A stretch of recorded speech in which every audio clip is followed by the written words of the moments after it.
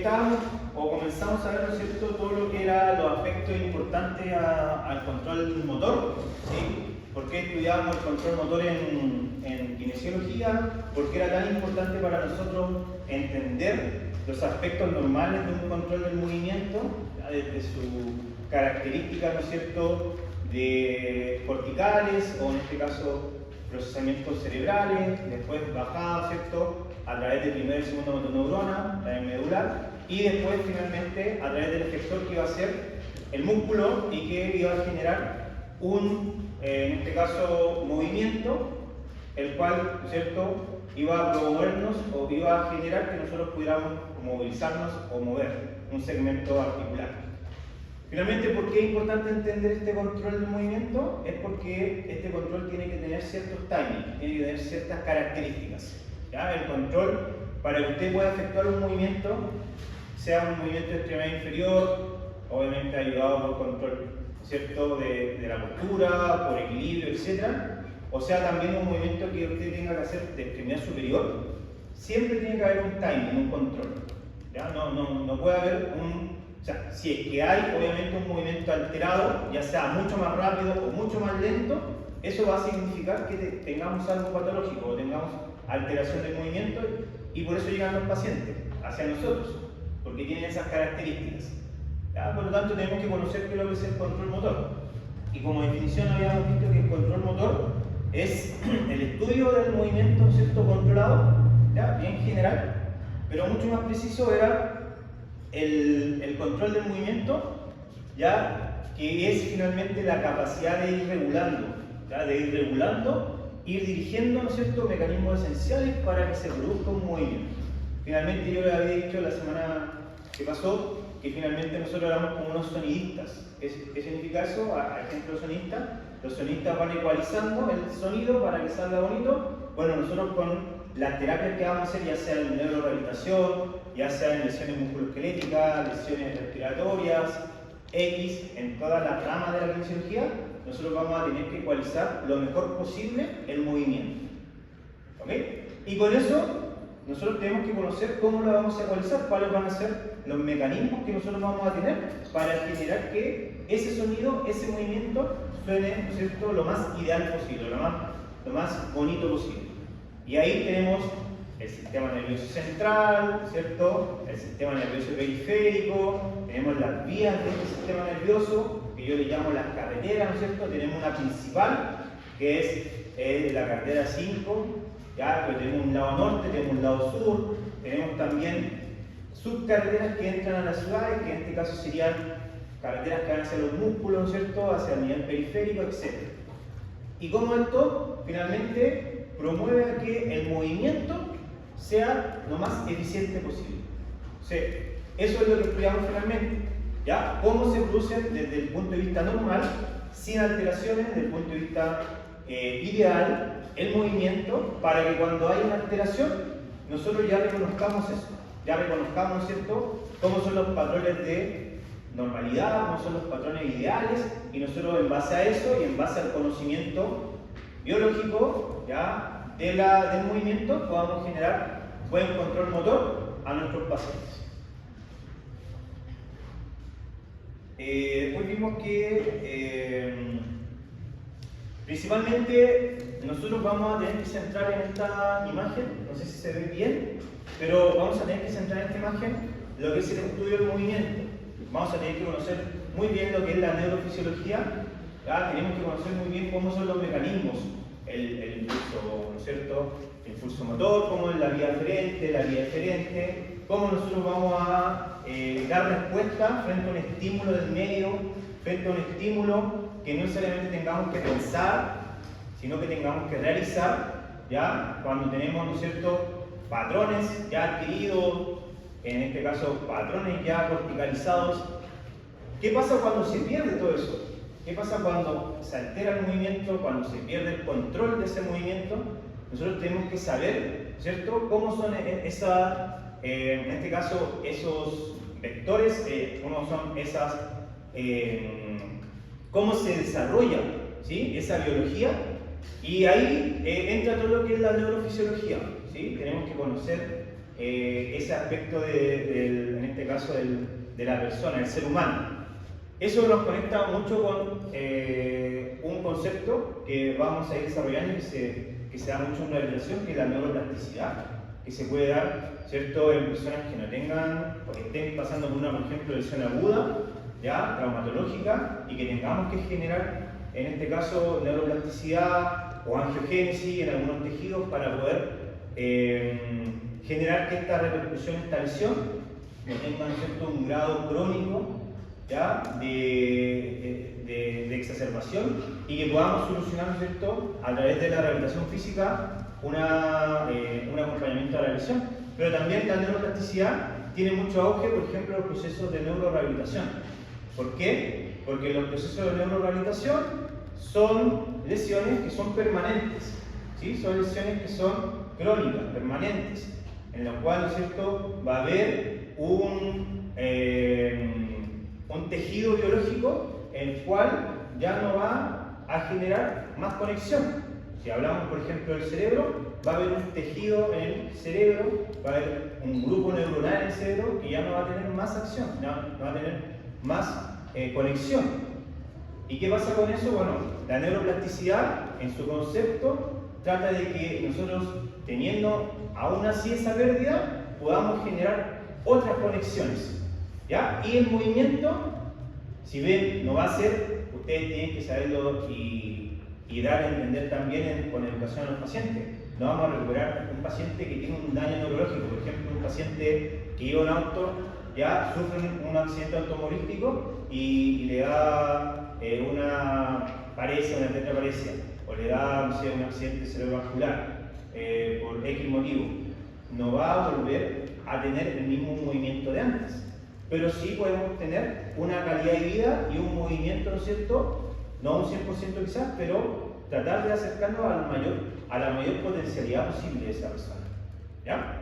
Y ahí donde la neuroplasticidad tiene su desarrollo, y ahí vamos a ver un poquito en el semestre cómo nosotros podemos generar algunos programas, algunas intervenciones en base a neuroplasticidad para que el sujeto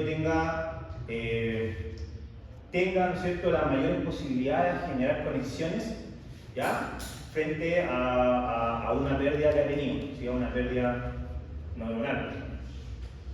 Como les comentaba, los movimientos, ¿no es cierto?, tenemos que conocer cómo son los ideales, ¿ya?, los movimientos en sus rangos normales. De hecho, vamos a transitar desde conocer un poco la fisiología, que es un poco más neuro. La tercera unidad vamos a ver un poquito más lo que es la fisiología aplicada, y después vamos a ver ya motricidad. Vamos a conocer nuevamente, o vamos a recordar nuevamente la marcha, la bipedestación, ¿cierto?, el balance del cuerpo humano, y ahí es donde nosotros tenemos que enfocar que tenemos que conocer lo normal.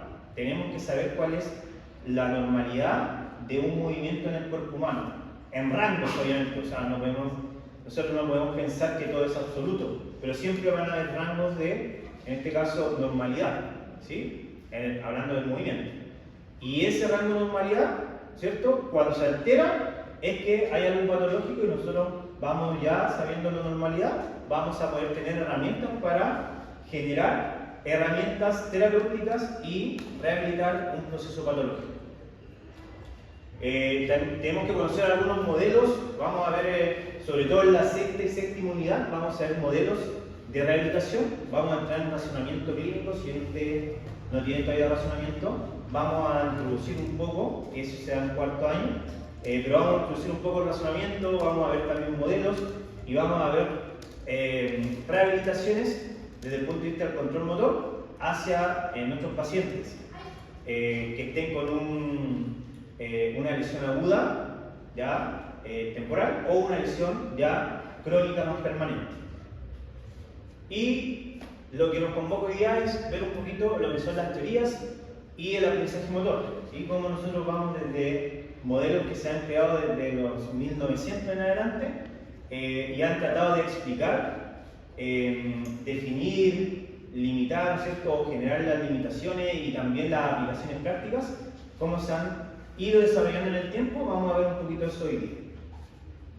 De hecho, vamos a hacer un trabajo para que se hagan unas décimas. Como les dije, tenemos muy acotados las unidades para las pruebas, así que es importante que se ganen décimas. ¿Para qué? Para que después suban sus notas, ¿no es cierto?, en las evaluaciones. ¿Tiene alguna duda hasta acá?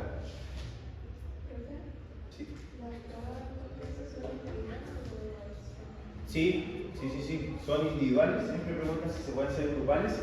Son presenciales, no son online, y son en base a, por lo general mis pruebas son en base a un modelo, que son preguntas abiertas, donde solamente una es la respuesta correcta. Después viene preguntas de asociación. ¿Qué significa eso? Que les pongo una imagen, les pongo un artículo, les pongo les pongo una imagen, ¿ya? Donde ustedes, en base a esa imagen y a lo que entendieron, ¿no es cierto?, de lo que estudiaron sobre esa imagen, que lo podemos haber visto acá, o como estudio personal del estudiante, me elabore una respuesta para lo que se está preguntando en base a la imagen o al descriptor, ¿ya? Y lo tercero es pregunta abierta. Puede ser alguna pregunta, ¿no es cierto?, donde usted tenga que escribir, y ese más o menos el modelo, ¿ya? Recordar que la primera prueba, que es el 10 de abril, vale un 15%, ¿ya? Tenemos dos pruebas, que son las primeras dos, que valen un 15%, y la tercera y cuarta prueba valen 35 cada una, que son las que más tienen ponderación, ¿ya?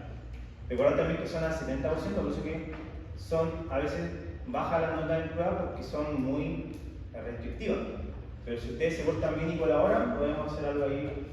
Hay que pausar eso. Podemos hacer algo en la ponderación. ¿Ya? ¿Alguna otra duda? ¿Chiquillos? Bueno, también vimos que para entender el movimiento tenemos que aplicarlo a qué modelo nosotros vamos a estudiar el movimiento, y por lo general, hoy en día en ciencia de la salud y en kinesiología, estamos más con el modelo biopsicosocial, en donde vemos, ¿no es cierto?, lo biológico, que finalmente son los tejidos, lo psicológico, que es cómo viene el paciente, y el aspecto psicológico no es que ustedes vayan a hacer terapia psicológica, es que ustedes tienen que entender aspectos psicológicos que pueden involucrarse en la terapia, ¿ya? Y social es más que, no sé, ustedes no hacen tampoco tareas de trabajo social, pero sí entender cómo es el entorno del sujeto, ¿sí? En qué se mueve este sujeto. No podemos obviar eso. Nuestras terapias tienen que ser reflejadas a las tareas y a devolver a las tareas a un individuo, ¿sí?, a un paciente. Y por lo tanto, esto es bastante importante. El movimiento, ¿sí?, el concepto de movimiento, que ahí lo podríamos llamar lesión, después lo podríamos llamar rehabilitación, etc., tiene tres elementos importantes para poder hacer una buena rehabilitación. El primero, obviamente, el sujeto, el individuo, ¿sí?, como ente principal, pero también las tareas que hace ese individuo y el ambiente o entorno donde ese individuo, ¿no es cierto?, se manifiesta, ya sea entornos laborales, familiares, estudiantiles, deportivos, etcétera, etcétera, etcétera. Todo eso tiene que estar en equilibrio y equidistante. No puede estar uno más que otro. ¿Por qué? Porque si uno está más que otro, finalmente es que estamos rompiendo un poco el equilibrio entre estos elementos y el movimiento se va a ver perjudicado. Ese equilibrio nos va a dar a nosotros que el sujeto sea funcional. ¿Qué significa que el sujeto sea funcional? Que la persona sea funcional, que pueda hacer sus cosas independientes y que pueda, ¿no es cierto?, manifestar tanto motricidad regulada como no regulada. O sea, motricidad en donde no nos vamos a lesionar porque estemos sentados, como motricidad que cuando vayamos a un partido de fin de semana podamos jugar todo el partido y tampoco tengamos, en este caso, por propiamente tal, por uno mismo, situaciones de lesión, ¿sí? Porque obviamente en esas situaciones deportivas hay otros factores, ¿ya? Pero no yo me voy a lesionar por mí mismo, o sea, a eso se refiere. Eso es capacidad funcional, que yo puedo hacer todo lo que me proponga, ¿sí?, y de buena manera, o lo más eficientemente posible. Y eso nos va a dar a nosotros participación. Si una persona es capaz, si una persona es funcional, va a poder hacer las cosas, ¿sí? Va a poder, no sé, manifestar cualquier tipo de movimiento, ¿ya?, practicándolo, ensayo y error, pero lo va a poder hacer al fin y al cabo, ¿sí? Ustedes Si yo les pregunto a ustedes, ¿ustedes pueden hacer un deporte y pueden especializarse en un deporte? Teniendo ya 20 o quizás un poco más de años y ser bueno en ese deporte. Sí, con ensayo y error, ya, con alta práctica, sí. Obviamente quizás no va a ser el mejor, pero sí puedo dominar un deporte y eso finalmente es lo que da la participación en donde yo me vaya a introducir, es que yo lo pueda lograr o yo lo pueda hacer. Si yo quiero, por ejemplo, no sé, me gusta ir a clase de salsa, pero encuentro que yo soy un poco tieso, ¿cierto? No me muevo mucho.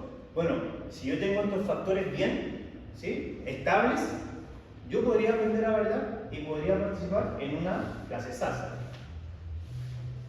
¿Ya? ¿Se entiende, no? Bueno, estos elementos también tienen... Ahí tienen algunos aspectos importantes que son subsistemas dentro de estos elementos. Dentro de la tarea tenemos que ver cómo está la movilidad, tenemos que ver cómo es el control postural para esa tarea. Hay tareas que son, por ejemplo, con control postural bajo, como estar sentado, como tareas que son con control postural alto, como por ejemplo una acción, por ejemplo subir escalera. Necesitáis un control mucho mayor que el control que tienen ustedes. Nosotros nos vamos regulando en el día, tanto desde el punto de vista del control postural, como también de la acción muscular.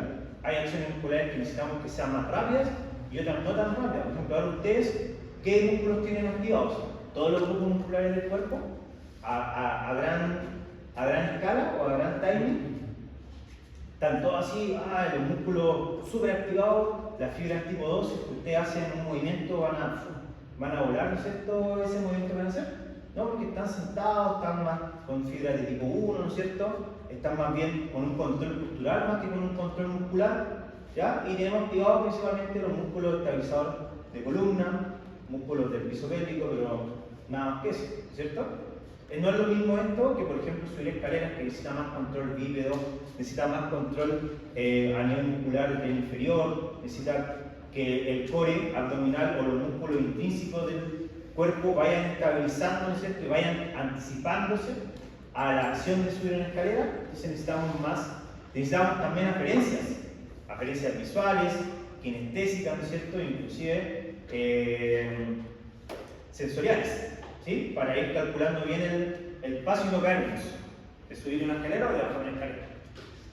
Después están los elementos, en este caso del entorno, que ya les había comentado, regulados, no regulados. Los regulados son principalmente, como están ustedes ahora, movimientos que yo puedo manifestar y que no me van a causar una lesión o una posible lesión. Movimientos que yo voy a estar seguros, que son más bien cerrados y que voy a estar seguro frente a una acción que estoy haciendo. En cambio, movimientos no regulados son movimientos que probablemente yo tenga que tener más aferencias para poder controlar esa situación, ¿ya? Y son en entornos abiertos donde probablemente yo no sé más o menos cómo tengo que manifestar mi motricidad. Y después tenemos los del individuo, que son el sistema cognitivo, sensor perceptor y el motor, que principalmente son los tres sistemas que yo tengo que tener en consideración para, en este caso, hacer un control del movimiento o hacer un movimiento. Y que este sea controlado. ¿Ya? Llegamos hasta acá. Bueno, esto es un poquito lo que les comentaba: tareas abiertas, tareas cerradas, que tienen que ver con los movimientos regulados y no regulados.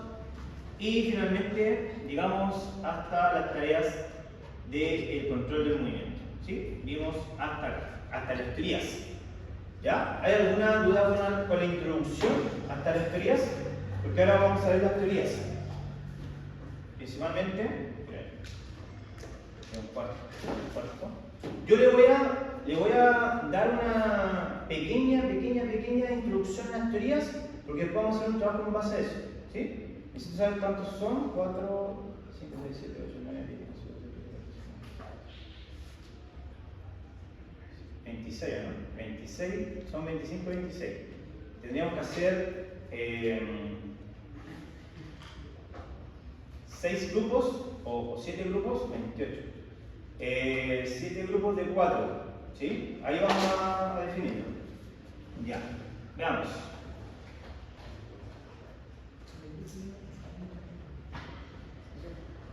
La primera teoría es una teoría muy antigua, que es la teoría de Charrington, que es una teoría de los años 1900. Charrington era un neurofisiólogo estadounidense, el cual principalmente a través de su libro y a través de su estudio fue mencionando o fue generando el concepto de que el control del movimiento se generaba en torno a eslabones complejos de componentes que actuaban sucesivamente y que finalmente tenían un objetivo en común. ¿Sí? Eso Charrington lo propuso en base a el estudio que hizo de, no sé si les suena, el reflejo miotático. El reflejo miotático es un reflejo, ¿cierto?, que tenemos a nivel medular y que Charrington lo estudió desde antes del 1900 y que él, ¿no es cierto?, tenía el concepto de que el movimiento necesitaba sí o sí generar eslabones o cadenas de sucesos y de reflejos. ¿Ya? Es ahí donde hay una secuencia, ¿no es cierto?, que da a explicar esto, que es la del sapito, el cual, si nosotros tenemos un estímulo, ¿ya? O en este caso el sapito tenía un estímulo, que era, ¿cierto?, un posible alimento, que era una mosca. ¿Qué iba a hacer el sapito? Iba a ver el entorno. Una vez que estuviera listo para poder hacer la acción, iba a sacar la lengua, que será la respuesta a ese estímulo. ¿Y cuál era la siguiente respuesta a ese estímulo? Era enrollar su lengüita. ¿Para qué? Para hacer la respuesta final, que era comerse ese alimento. ¿Ya? Entonces, si nosotros lo llamamos a la práctica, es como que Charrington trataba de explicar que para tener un buen control motor, para tener un buen control del movimiento, nosotros necesitábamos estímulos-respuestas. O sea, el estímulo era bastante importante para dar la respuesta. ¿Sí? Y esa respuesta podía ser medular o podía ser cortical. ¿Sí? Esa respuesta podía ser una respuesta rápida, refleja, medular, que era lo que él estudiaba, ¿ya? O una respuesta más elaborada. Pero principalmente eso es lo que proponía Charrington, que nosotros en base a estímulos íbamos a tener respuestas y después íbamos a tener, ¿cierto?, una sucesiva de eslabones que iban a generar este encadenamiento y poder generar una acción, una tarea o un movimiento en general. También dijo que tenía limitaciones, ¿sí? Bueno, todas las teorías tienen una descripción, tienen un fundamento, tienen una limitación y tienen una aplicación clínica. ¿Ya? La limitación se la vamos a dejar para la tarea, igual que la consecuencia clínica, para que podamos hacer esa tarea y se puedan ganar décimas. Después está la teoría jerárquica, que la propuso Jackson, y que esa teoría era principalmente que el control del movimiento, el control motor, iba caracterizado por una jerarquía. O sea, que del cerebro, ¿cierto?, nacía una respuesta y esa respuesta iba a tener comandos inferiores, que iban a ser los comandos, por ejemplo, del bulbo raquídeo, y que eso iba a tener comandos más inferiores, que iban a ser comandos medulares, y que eso iban a tener comandos más inferiores, como bajando, y iban a ser la respuesta hacia los músculos. Y eso iba a tener más, ¿no es cierto?, una respuesta más jerárquica, más baja, y que iban a ser finalmente las respuestas que se iban a generar hacia los músculos distales de un cuerpo humano. Entonces, era como que la teoría que propuso él era que había una jerarquía de sucesos que iban a explicar el control del movimiento. ¿Ya? Y esa jerarquía finalmente era la que comandaba un buen control del movimiento. Si es que esta jerarquía fallaba, no había un buen control del movimiento, o sea, había un movimiento alterado. ¿Ya? Pero esto también tenía limitaciones, bueno, y después, esto fue como en 1925, 1930, después avanzó esta jerarquía, o Magnus la evolucionó y propuso eso que está allá, que no sé si se ve tan bien, en donde la combinó un poco con la teoría de Charrington y dijo que esta jerarquía tenía que sí o sí tener estímulos, ¿sí?, y respuestas para que pudieran desencadenarse todo el suceso, ¿no es cierto?, de eventos, desde la corteza motora hasta los núcleos basales, después el tronco encefálico y después la médula espinal. y finalmente a los músculos. ¿Ya? En su primera instancia, Jackson nos había propuesto o nos había dicho que teníamos que tener un estímulo para generar esa respuesta. Era que siempre íbamos a tener ese desencadenamiento, ¿ya?, para controlar el movimiento. Después Magnus la combinó un poco con la teoría de Charrington y creó, ¿no es cierto?, esto que les comentaba. ¿Tienen alguna duda hasta acá? Llevamos dos teorías, ¿sí? Le voy a dejar para la tarea las limitaciones y la consecuencia clínica. Después venía otra teoría, ya llegando ya casi al 1950, donde Hessel principalmente desarrolló la teoría de la neuromaduración. ¿Sí? La teoría de la neuromaduración, a comparación de las otras, centraba que el control del movimiento se generaba en base a tiempo. ¿Sí? Se generaba en base a lo que uno aprendía desde que estaba intrauterinamente hasta cuando uno aprendía los hitos motores, ¿ya? Y después ya aprendía las destrezas motores. Entonces, ¿qué proponía él? Él decía que la base, ¿no es cierto?, del control del movimiento se atribuía al desarrollo motor y a la modulación de los procesos naturales que incluían, ¿no es cierto?, los procesos neurales, ¿ya?, pero también de estímulo-respuesta, Charrington, y de reflejos, ¿ya?, que también venía de Charrington. Entonces, la neuromaduración, según, ¿no es cierto?, este sujeto y otros que después estudiaron esto, según Hess, decía que nosotros teníamos que sí o sí desarrollarla desde pequeños, o sea, incluso de la vía intrauterina. Ustedes saben que la vía intrauterina tiene movimientos, o sea, han visto en la tele o han visto en videos que el bebé adentro se mueve, se chupa el dedo, que es un reflejo, ¿no es cierto?, de succión. Tiene reflejo el moro, que es un reflejo de alerta. Por ejemplo, incluso hay unos videos que son súper entretenidos, que hay bebés gemelares que incluso hasta pelean entre ellos, adentro de la guata, de la mamá. ¿Qué es lo que hace el niño cuando sale, cuando nace? ¿Qué es lo primero que hace? Llorar. ¿Sí? ¿Todos dicen llorar? ¿Ya? Porque tenemos, para la neuromaduración tenemos reflejos primitivos, reflejos que ya vienen con él intrauterinamente y reflejos que va a ir aprendiendo. Por ejemplo, él no sabe gatear, no nace gateando, no nace caminando, pero sí nace, por ejemplo, con el reflejo de succión y con lo primero que va a hacer, que no es llorar. Todos pensamos que es lo primero que hace es llorar, porque eso es lo primero que busca el médico, pero para un efecto clínico.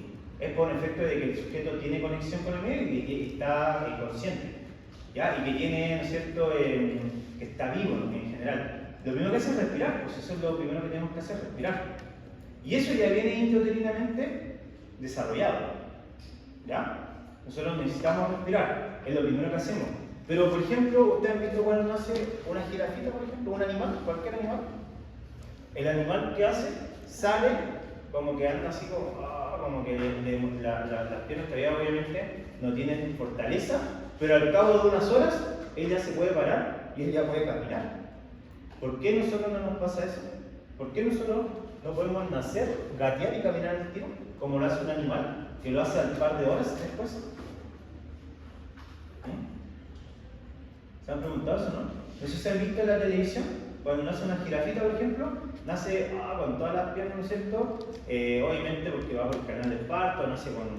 Pero después, al cabo de minutos, horas, ya se pueden parar y van detrás de la mamá. Es porque nosotros tenemos una evolución del cerebro menos desarrollada que un animal. Un animal nace con un desarrollo mayor que el de nosotros, de los seres humanos, de su corteza cerebral. ¿Ya? A nosotros nos falta maduración. Y eso es lo que también explica un poco esta teoría, que nosotros vamos a ir desarrollándonos, pero a la vez que vamos madurando. ¿Sí? Es por eso que los hitos que vamos a ver ahora la semana que viene son bastante importantes. Los hitos motores son bastante importantes. Porque si no tiene un hito motor, ¿qué pasará? ¿Qué pasa si no tiene un hito motor? Ustedes pasaron por desarrollo psicomotor, ¿no sé si me dijeron?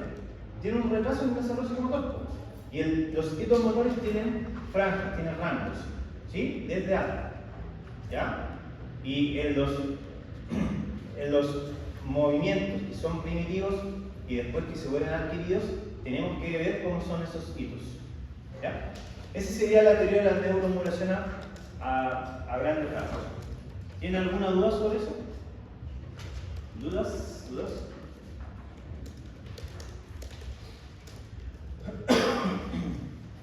Bueno, la limitación se la voy a dejar para ustedes, para la tarea, y las consecuencias igual. Después tenemos la teoría de la programación motora. ¿Cuánto llamamos? Fleja, jerárquica, neuromodulación. Digamos tres o no, esta es la cuarta. Ya, esta es la cuarta. Teoría de la programación motora. Y esta teoría es de los 1970, por ahí aproximadamente. Por lo general la propone Bernstein, pero hay muchos autores que también la desarrollan, como Wilson, etc. ¿Y qué nos dice esta teoría? Que nosotros, aparte de que tenía razón lo que decía el autor anterior, que el neurodesarrollo era bastante importante para poder generar buen control del movimiento. De hecho, se han hecho estudios y han visto sujetos que han tenido gateo y no gateo. Ustedes saben que el gateo es un hito motor, ¿cierto? Ahora, hay personas que no gatean, entonces se estudiaron personas que sí gateaban y personas que no gateaban. Y después de 10 años, se llaman estudios retrospectivos, prospectivos después de 10 años, se veía que al cabo de los 8 años aproximadamente, le hacían un test, y era un test de agilidad.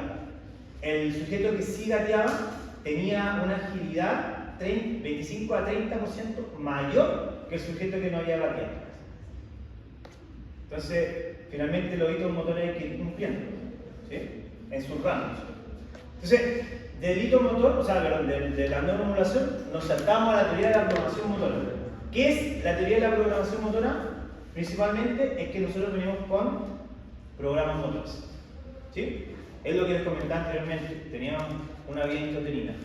La vía intrauterina, ¿qué nos da? Nos da que cuando hacemos, respiramos. ¿Eso es porque está un programa motor adquirido en el cerebro? Ya nuestro cerebro, que todavía faltaba desarrollarse, todavía faltaba maduración, ya tenía algunos GPS. ¿Qué eran GPS? Generadores de patrones centrales, ¿ya? Y que eran los reflejos arcaicos, succión, ¿cierto? Reflejo del Moro, etc., con programas motores preestablecidos, esenciales para vivir. Por ejemplo, respirar es esencial. Succión en el niño es esencial, porque de ahí va a tomar la leche, ¿cierto? ¿Qué otro reflejo es importante, esencial? Moverse es un GPS esencial, ¿no? Podríamos venir preestablecido. ¿Cuál es el primer movimiento que genera un sujeto? ¿Un bebé? ¿Cuál es el primer movimiento que genera? Aparte de, movimiento, claro, la acción de respirar, ¿cierto? No es un movimiento, pero es un movimiento corporal. ¿Cuál es el primer movimiento corporal que genera?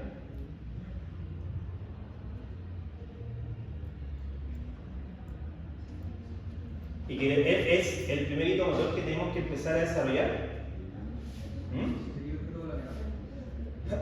Ya, ¿y cómo es ese movimiento? Porque si el objeto con la mirada es una tarea.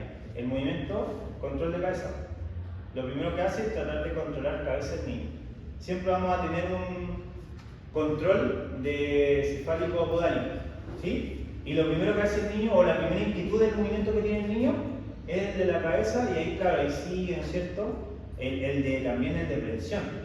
Uno de los primeros signos que tiene el niño y que le hace el médico y la matrona cuando nace es si el niño tiene, le ponen el dedito, ¿cierto? Si el niño tiene mención. ¿Qué pasa si el niño tiene mención? ¿Qué pasa si el niño le pone el dedito y no trata de agarrar algo o no trata de, ¿cierto? Sujetar algo? Puede tener problemas la primera motora. ¿Ya? Entonces hay cosas como esas que podemos ir manifestando o podemos ir teniendo, ¿cierto? Y que tenemos que ir observando. Entonces, nosotros tenemos programas motores que se llaman GPS, ¿ya? O generadores de patrones centrales. Esos GPS son los que vienen preestablecidos y son los que van a madurar cuando nosotros vayamos aprendiendo, en este caso, motricidad, movilidad. ¿Ya? Incluso había un experimento. Por ejemplo, el experimento con la langosta. ¿Qué hacían con la langosta? Bernstein. Ustedes saben que casi todos los experimentos que han salido antes se experimentaban mucho con el ser humano.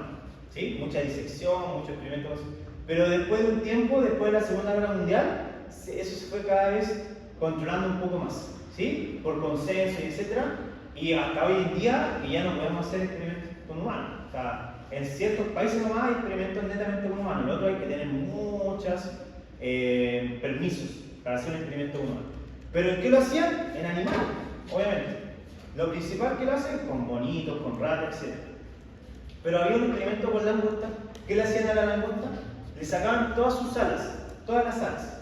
¿Sí? La langosta obviamente nace con un GPS. ¿Cuál es el GPS? Volar. ¿Sí? Los insectos salen del capullo y lo primero que hacen es volar. Entonces le sacaban toda la alita y veían si que la langosta podía volar. ¿Qué creen ustedes? ¿Podía volar? ¿Podía volar? No podía volar porque lo que le da la sustentabilidad para volar son las alas, como un avión. Pero sí seguían con el programa motor de ajetear o aletear sus brazos. Miren así, no sé si lo ven allá, es como esa parte con puntitos, son brazos. Ellos seguían con esa acción. ¿Y por qué? Porque su GPS, su programa motor, su programa establecido es hacer esa acción. Van a volar con otra vector y condicionante, pero ese es el programa motor. Lo mismo pasaba con un gatito. Ponían un gatito en un laberinto y obviamente previo a hacer esta acción, el gatito le ponían un alimento en el otro lado y él podía llegar con su olfato, porque saben que los gatos tienen el olfato muy definido. Y también tienen, en este caso, los bigotes que le dan también la estabilidad, ¿cierto? La orientación. Pero ¿qué hacían después? Ya de haber practicado varias veces ese trayecto del gato, le sacaban los bigotes, y veían si que le sacaban su orientación, veían si podía llegar. Llegaba, no con el mismo tiempo quizás que lo había hecho antes, pero sí lo podía hacer. ¿Sí? O le sacaban todo su sistema sensorial. ¿Ya? Lo denervaban, sacaban todos sus sistemas también. Podía llegar, pero obviamente le gustaba más. El tema es que, ¿por qué podía llegar? Si le habían sacado todo su sistema sensorial, perceptivo, etc. Porque tenía un programa motor que ya conocía y él igualmente, aunque no tuviera su sistema sensorial, que es bastante importante, tenía el sistema visual que lo ayudaba, tenía su corteza motora que también lo guiaba y podían hacer la acción. Esa es la teoría del control del movimiento en base a la programación motora, que nosotros tenemos programas preestablecidos para poder hacer esa acción. Ahora, ¿qué pasa si nosotros perdemos el programa? Que es, por ejemplo, cuando tenemos una lesión traumatológica crónica. Cuando tenemos ¿cómo es el movimiento? Vamos a saltar un poquito, que es lo de la próxima semana, pero nosotros tenemos la corteza motora, ¿cierto? La corteza motora, que es la frontal, tiene todos los programas motores, ¿sí? Tiene como una bóveda donde tiene todos los programas preestablecidos, que es la corteza motora secundaria, y tiene una bóveda primaria, que es la corteza motora primaria, en donde ya se ejecutan esos movimientos cuando uno va a hacer la expresión de motricidad. ¿Qué pasa si nosotros vamos perdiendo de esa segunda bóveda? Vamos perdiendo programas motores. ¿Cómo los podemos suplir? ¿Cómo los va supliendo la persona? En realidad nunca vamos a tener un solo programa. Yo para hacer, por ejemplo, una elevación del brazo, yo la puedo hacer así, que es lo ideal, pero también puedo ayudarme del cuerpo y levantar el brazo, pero también la puedo hacer acá y también llego al mismo lado, ¿no es cierto? O la puedo hacer como circunducción y la puedo llegar acá al mismo lado. ¿Sí? La puedo hacer de varias formas. Y todos esos son programas motores. ¿Qué va pasando cuando uno va perdiendo esos programas? O sea, va cronificando la lesión. Estos se van eliminando o se van, ¿cierto?, perdiendo. Esos programas, esos 20 programas para poder hacer una tarea, se van eliminando, se van perdiendo. Hasta llegar a un solo programa, que es el que siempre hace la persona. Y el programa, lamentablemente, que hace compensando. Entonces, desde el punto de vista del movimiento, lo hace súper mal, porque lo hace compensando, haciendo una inclinación hacia el lado, ¿no es cierto? Y elevando con mayor activación para poder hacer la elevación del hombro, o sea, súper mal, porque compensa y lleva a otras estructuras a lesión.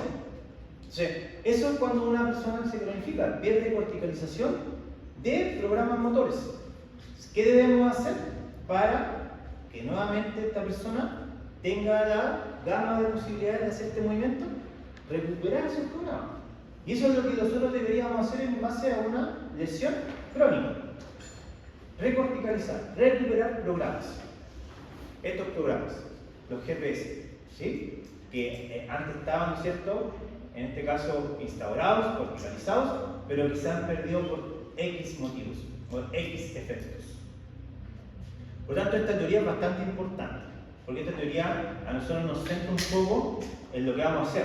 Realmente todas las teorías nos aportan a nosotros, a nuestra rehabilitación nos aportan ciertas características. Esto nos aporta mucho. ¿Ya? ¿Alguna duda? ¿Hasta acá? Pues está acabando el tiempo, ya. Vamos a dejar esos test, las limitaciones, consecuencias. Y vamos a ver la quinta, que sería la teoría de los sistemas. ¿Ya? Hasta ahora eran netamente, empezamos con teorías que hablaban más bien que el control del movimiento eran en base a reflejos, eran en base a respuesta a estímulos. Después vimos que era en base a una jerarquía, y ahí ya involucraba el cerebro. Después ya involucró netamente al cerebro, o sea, el cerebro era el principal aspecto el cual modulaba el control, como por ejemplo la teoría del neurodesarrollo y la teoría ahora de, ¿no es cierto?, los programas motores. O sea, el ente principal era lo que podía generar el cerebro como respuesta para un control del movimiento. Pero ahora, en 1980, por ahí, 1970, Nicholas Bernstein cambió un poco el concepto y a esto le agregó la física, le agregó elementos externos, ¿ya? O sea, él dijo, ya, yo había estudiado, yo había propuesto la teoría de los programas motores, ¿no es cierto? Y tiene muchas cosas que son ciertas y que no hacen sentido. Dijo, pero no es lo único. ¿Qué pasa con las tensiones, por ejemplo, musculares o las tensiones articulares que nosotros vamos a hacer? Sistemas internos. ¿Qué pasa con nuestro sistema digestivo? O sea, el sistema nervioso no es el único.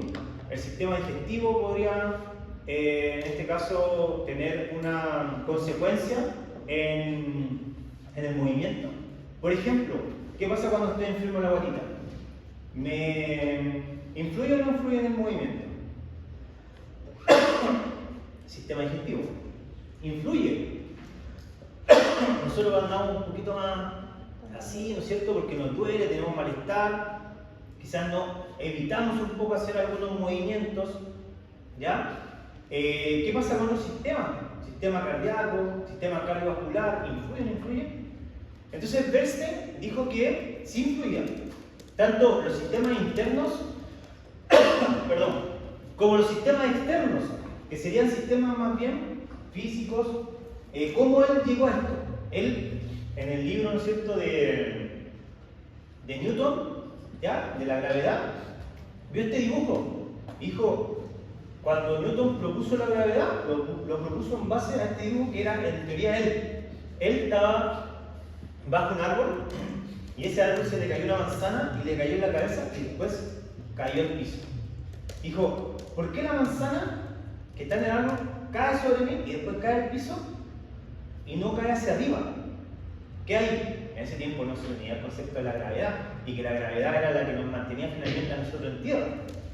Y ahí propuso la teoría de la gravedad. Entonces, Bernstein dijo, en el movimiento, eso también tiene una connotación, ¿sí? Por ejemplo, como se ve allá en la imagen, y ahí están los conceptos de, ¿se acuerdan de la ley de Newton? ¿Se acuerdan? ¿Cómo era? La primera ley de Newton, biomecánica, tenían que revisar, ¿no? Primera ley de Newton, ley de la inercia. Segunda ley de Newton, ley de la fuerza. Tercera ley de Newton, ¿Ah? Acción-reacción. Acción-reacción. ¿Sí? Ahí están las tres leyes de Newton. La primera de la inercia, o con qué tiene consideración? Que un objeto o un cuerpo va a seguir su trayectoria a la misma velocidad y con la misma constancia, ¿ya? A no ser que otro elemento o otro objeto se interponga sobre esa trayectoria. La segunda ley de Newton, que es la que manifiesta finalmente cómo sacamos y expresamos la fuerza, masa por aceleración, ¿cierto? Y que dice que toda masa va a tener una aceleración y eso va a expresar fuerza. Y la tercera, que es la acción y reacción, que todo elemento que tiene una acción va a tener una reacción, ¿sí? Por ejemplo, nosotros que estamos parados, yo estoy parado, no ustedes, estoy parado sobre el piso, yo voy a saltar, después caigo, voy a tener una reacción, ¿de qué? De la FRS. ¿Qué es lo que es la FRS? La fuerza de reacción del suelo. Y esa fuerza se va a oponer a mi fuerza, ¿para qué? Para tratar de equilibrar las masas. Y eso va a tender a ser a cero. Porque si no tiende a ser a cero, ¿qué pasa? Voy a empezar a lesionar. Y es lo que pasa cuando tenemos, por ejemplo, sobrepeso o ya entramos en algún grado de velocidad. La fuerza que yo provoco es más grande que la fuerza de la reacción del suelo y es por eso que repercute más en mis tejidos y me lesiona. Tobillo, rodilla, cadera, etc. Entonces, ¿qué decía Bernstein con esta teoría? Que es imposible entender el movimiento si no le aplicamos fuerzas, internas o externas. Sí o sí, el movimiento va a estar supeditado, el movimiento ideal, el movimiento óptimo, va a estar supeditado por las fuerzas internas o fuerzas externas que influyan en un movimiento. Obviamente también consideraba lo que pasaba a nivel cerebral y lo conectaba, pero obviamente en esta teoría nueva las fuerzas también tenían un auge importante, al igual que el cerebro. ¿Ya? Así que esta teoría quizá es un poco más completa que la anterior porque ya involucra otros conceptos, no solamente cerebro o cuerpo. ¿Ya? ¿Alguna duda? Ya. Y bueno, esto se lo voy a dejar para ustedes. Teoría de los sistemas dinámicos, que es una teoría que evoluciona a lo que era Bernstein con la primera teoría de los sistemas. Y esta teoría, ¿no es cierto?, concluye en que, aparte de que hay fuerzas internas y externas que van a generar un efecto ya inmediato en lo que es mi control de movimiento, en lo que es mi control motor, también hay efectos dinámicos, ¿sí? ¿Qué son los efectos dinámicos? Son finalmente comportamientos que yo voy a generar en el día a día. O sea, son las tareas finalmente, las tareas. Entonces, ahí decía, ¿por qué? ¿Cómo se explica de que yo estoy haciendo un movimiento, por ejemplo, total? Voy trotando a un ritmo, pero aumento ese ritmo, y después aumento ese ritmo, y después aumento ese ritmo, y ya sprinteo, o sea, corro rápido. Es el primer movimiento que hice, trotar suave. El movimiento es el mismo que el último que hice, que fue sprintear, correr más rápido. Los ciclos de la marcha son los mismos. Yo voy trotando, que voy picándola, voy trotando rápido, no son los mismos. Entonces decía, bueno, eso es cambio de movimiento. Y decía, el sistema puede tener dinamismo. O sea, desde un trote lento, yo puedo cambiar mi movimiento y puedo hacer algo, por ejemplo, más acelerado, más rápido. ¿Sí? Yo desde un salto puedo saltar hacia adelante, pero también puedo saltar hacia el lado. ¿Sí? Entonces, el movimiento es dinámico. No es un movimiento que solamente se genera en un solo eje o en una sola fuerza. Y o X o Z. ¿Sí? El movimiento se puede generar en 3 dimensiones. Y ahí sacaron el tema de las dimensiones. Que nosotros nos movemos en 3 planos, en 3 dimensiones. ¿Ya? En nuestro eje Y, que es nuestro eje de fuerza hacia el piso, nuestro eje X, que es nuestro eje de avance, y nuestro eje Z, que es el que cruza estos otros 2 ejes. Entonces, los sistemas son dinámicos, se van confluyendo. Ahí estaba el ejemplo que les di. Y, bueno, están las limitaciones, consecuencias. Y por último, teníamos la teoría ecológica de Gibson. La última teoría ya se nos escapa frente a todas las otras, y esta, que fue por el 1982-86, esta teoría concentra o centra que el movimiento finalmente está muy asociado a lo que pasa en el entorno, o sea, a lo ecológico, al entorno que va a percibir factores y finalmente va a definir cuál va a ser el control motor frente al entorno que yo me mueva.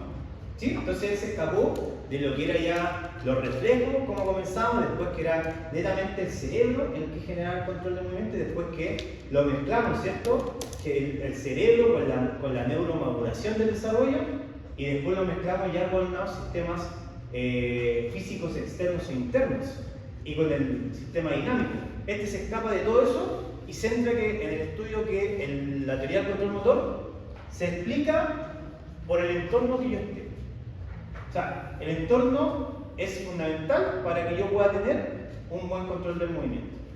¿Sí? Pero no explica lo otro, el cerebro, no explica el resto de los sistemas. Él explica que nosotros tenemos una percepción, para esa percepción vamos a tener una acción, y esa acción va a tener un resultado. Y así nosotros tenemos un buen control motor. Percibimos, actuamos, accionamos y tenemos un resultado, que es el movimiento. Ya, ¿dudas? ¿Dudas? Entonces, vamos a agruparnos. Ahí están las indicaciones. Ya bien, tenemos media hora para trabajar. 15:45 hasta las 16:15, que termina la hora. Media hora. Entonces vamos a tener grupos grupos de 4, de 5, un grupo de 5. ¿Qué van a tener que hacer? Uno del grupo va a ir para acá y yo le voy a dar el tema, y van a tener que hacer la definición de la teoría, van a tener que hacer un ejemplo de la teoría, pero desde nuestra área, de la kinesiología, un ejemplo práctico de nuestra área, cuáles son limitaciones y cuáles son consecuencias clínicas de la teoría, esas 4. Lo hacen en una hojita, me lo escriben para darle décimas. Vamos a tener para el grupo total, para el grupo total, 10 décimas, si está bueno obviamente. Y las 10 décimas las vamos a repartir entre grupos. Ahí ustedes ven cómo se las reparten, si parten iguales, o uno tiene 4, el otro tiene 1, ahí ustedes ven. ¿Sí? Sí, un punto en juego para el grupo. ¿Se entiende? Ya, uno del grupo venga para acá para darnos el tema.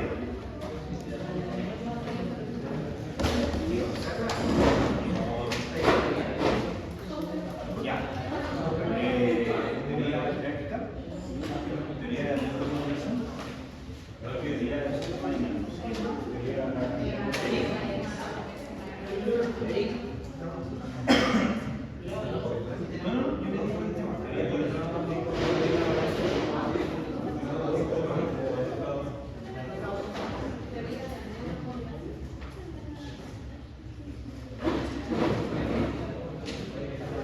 ¿Me falta nadie más? ¿Tanto en el grupo? ¿Eh?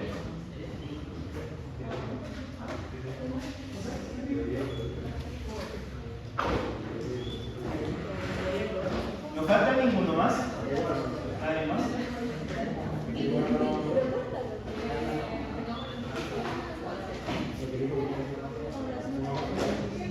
¿Ves?